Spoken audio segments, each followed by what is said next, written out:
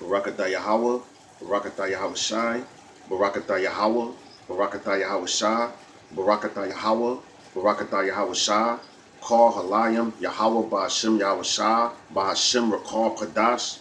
Double honors to the apostles and elders at Great Millstone who taught us this truth. Honors and salutations to all sincere Akims throughout the four corners of this earth, pushing in all sincerity, labor, and charity. You know? And a shalom to the Akwathium and the children that believe on the name of the Heavenly Father's real name and the Son's name, which is Yahweh, and the Son's name is Yahweh Shai. Alright? My name is Maka Allah Bun Gad Bun Yasha Allah. I'm from the Watchman Philadelphia camp. And I'm gonna just do a quick lesson on the hairstyle of dreads. Alright, because it was brought to my attention. Alright, and you know, I mean this is like Israelite 101 basically, man. If you've been in this truth for more than a year or whatever, there's no reason why you should have dreads, and especially if you've been taught the correct doctrine.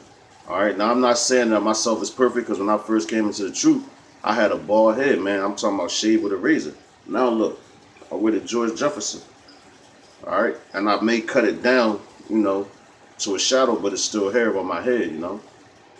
All right, but you know, and just to clarify, this isn't directed towards anybody. This is just an edification for Yasharala, man. All right, for brothers that's just coming in, man, because they may not know, man. You know, and they learn different doctrines from all these other different camps. But I see, beside, like, you got GMS and DTA and I believe Men of Valor. But I'm gonna just specifically talk about DTA and GMS. I don't see any brothers in those camps with dreads, man. Dreadlocks. Why? Because they know that's not the doctrine of Yahweh Ba'ashem Yahweh Shai. All right. And I just did a little quick. I pulled up some history on dreadlocks real fast. All right. I don't want this to be long and drawn out, so I'm gonna hop right into it, man. All right. This is the history on dreadlocks, because a lot of people like to associate Samson, all right, with having dreadlocks. It don't say dreadlocks in there. All right, which I'm gonna pull that scripture in a little bit in Judges, the 16th chapter. It don't say dreadlocks. It says locks, man. All right. It's a difference between dreadlocks and locks. All right, let's get at it. It says, this is the history on dreadlocks. It says one account claims dreadlocks originated in India. All right, that's a heathen land. All right, heathen nation too. All right. Others cite Egypt as the birthplace where the dreadlock deity Shiva and his followers. All right, so Egypt, what was that? That was the land of bondage. We in modern day Egypt now. All right, so the Egyptians was wearing what? Locks, dreadlocks. Salaki, they was wearing dreadlocks. Okay, which they were heathens. All right. It says it is likely that this is the spirituality of dreadlocks in Indian culture. So Shiva was a dreadlock deity. That was a deity over there in Egypt. So what's that? That's a heathen god, man. All right, that has nothing to do with Yasharallah, man. Nothing to do with Israel. All right, so that's a heathen god wearing dreads, and it was a statue made of stone. Okay. It says, however, the first archaeological proof of people wearing dreadlocks came from Egypt, where mummies have been recovered with dreadlocks still intact. Damn. So mummies, so who were the mummies, man? Those were how the Egyptians wrapped their bodies, man. We also got our bodies wrapped up too, but the way the Egyptians did it, that it was different from us, man. All right, and they still, because they like to take their possessions and everything into the afterlife with them. So when Esau went over there, the archaeologists of today and all that, they went over there. What was they looking for? You know, they was looking for them treasures and all that the Egyptians had, and they tried to basically tie us in with them because we were over there. They knew Israelites was over there. They knew we was in captivity over there, and they was trying to see how the Egyptians, how long they had us in captivity and things like that, man. But being as though they mentioned Egypt, I want to bring the scripture out real fast. This is out of the book of Exodus, chapter 11, verse 7. It says, but against, but against any of the children of Israel shall not a dog move his tongue against man or beast, that ye may know how that the Yahweh Bashing Shah put a difference between the Egyptians and Israel.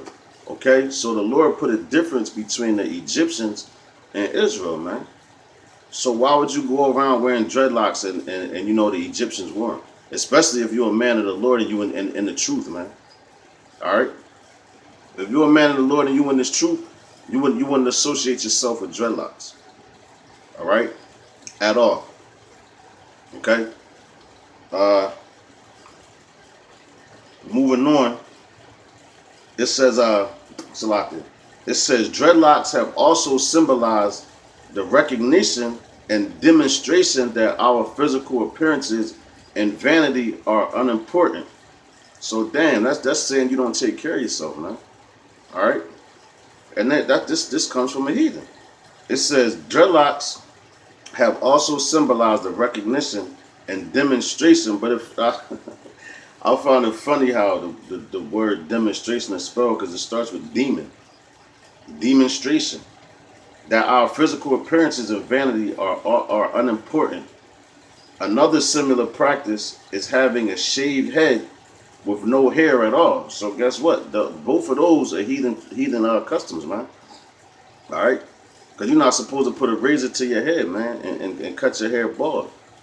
All right, so that's another difference that we have between Israel and the Egyptians, man.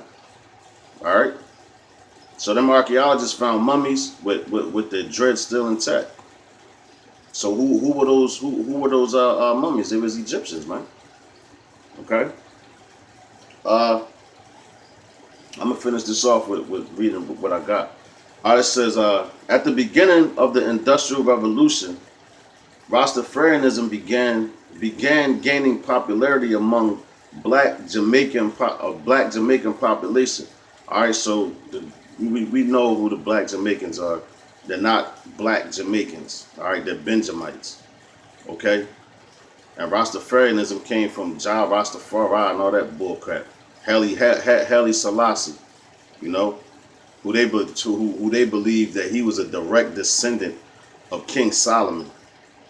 And I believe Queen Sheba, all right, which is that's a whole nother story, man. So they got Jake all around the board twisted, man. All right, but it says Salakia. It says the black Jamaican population. It says Rastafarianism draws its belief from three main sources, right? Now check this out. It says the Old Testament, which I'm going to get that scripture, that's Judges, the 16th chapter, 13th verse. All right. It says African tribal culture. So them Africans are Hamites, and guess what Hamites are? They're heathens, man. All right. And the reason why they try to say they got from the Old Testament, which I'm going to explain that when I pull that scripture, which is Judges, 16th chapter, is because they say Samson had locks, which he had locks, but I'm going to explain all that. It says African tribal culture and Hindu tribal culture. So that's two different heathen cultures, man. All right? It says before the Rastafarianism, its followers called themselves Dreads. All right? It says signifying their dread, fear, and respect for God. So that's retarded, man. Okay? It says an attempt to emulate, so here it goes, so this is how you know they heathens. It says an attempt to emulate the Nazarites. You see at first it says Nazarite, and they say and Hindu holy men. So they always like what they say with any lie is truth in it. So yeah, the Nazarites, they had to, you take a vow of a Nazarite, you couldn't cut your hair. Okay, matter of fact, let's get right to that. That's long hair. When it said locks, they had long hair. Judges, hold on, Judges, here it goes, 16 and 13. Okay, so when a Nazarite couldn't cut his hair, so they wouldn't walk around with their hair all matted up like the heathens do, you know, or twist it up and just let it keep growing, because that's trifling, man. All right, so anyway, this is Judges chapter 16 and 13. It says, and Delilah said unto Samson, hitherto thou hast mocked me and told me lies. Tell me wherewith thou mightest be bound. And he said unto her, it is that if thou weavest the 7 locks of my head with the web. All right. So that word locks in the Hebrew is makalapa, which means braid, lock, plait of hair. So it's the braid or plait of hair. Okay. Because what you doing when you are braiding your hair, you locking it, you going over it, or cornrowing it, you locking it. Or if anything that's locked, it can be unlocked. Like you want to lock a door and don't have the key to unlock it. It's the same thing with your hair, man. It's locks, not dreadlocks. All right, it says locks. It doesn't say dreadlocks in the scriptures. All right, so that's how you know that's a heathen custom, man. Okay. I'm gonna grab Jeremiah chapter 10 and 2, because these are Salaka, these are all heathen customs, man. That dreadlock is a straight up heathen custom, and now people, if you're an Israelite, you know you're an Israelite, and you have the correct doctrine, you shouldn't be walking around with no damn dreads in your hair, man. So this is Jeremiah 10 and 2. Matter of fact, I'm gonna start at verse 1. It says, hear ye the word which Yahweh by Hashem Yahushua speaketh unto you, O house of Israel. Thus saith Yahweh by Hashem Yahushua, learn not the way of the heathen. All right, so what's the way of the heathen? Dreadlocks is one of them. But that's what I'm on right now, so that's what I'm going to address. All right, so learn not the way of the heathen, and be not dismayed at the signs of heaven, for the heathen are dismayed at them. All right. But the point was, don't learn not the way of the heathens, man. All right. And the last scripture I'm gonna grab is Proverbs chapter 3 and 31. I'm gonna end it on that, just for edification's sake, for the Akim that may or may not know. Okay, so like I said, this ain't directed towards anybody. All right. This is just for edification's sake. So when you, and then for the newer Akim coming in, when you out there on the highways and byways and you see a brother out there with dreads in his hair, you know like something's not right with that guy. All right, because your parents, we're sons of Yahweh by Hashem Yahushua. We're sons of the Most High. Salak, we're sons of the Most High. All right. So our heritage and everything, we're supposed to carry ourselves as such and not learn the ways of the heathen. All right. This is Proverbs chapter 3 and 31. It says, envy thou not the oppressor, and choose none of his ways, man. All right? I'm ended on that. Envy not the oppressor, and choose none of his ways, man. And choosing one of his ways is what? Having dreads in your hair, man. Obviously, because Israel like to hop around with different fashions and all that shit. Okay? And we didn't want to follow our own customs because we looked at other people's customs like, oh, that look better than ours, you know, because it made it seem like they could do whatever they wanted to do or wear whatever they wanted to wear. We're commanded to wear it and be a certain way, man. All right. And with that, I hope that this lesson was edifying to you younger Akim coming in. All right, and to you brothers that may or may not know, man. All right. And with that, shalom to the next lesson. Shalom, Shalom.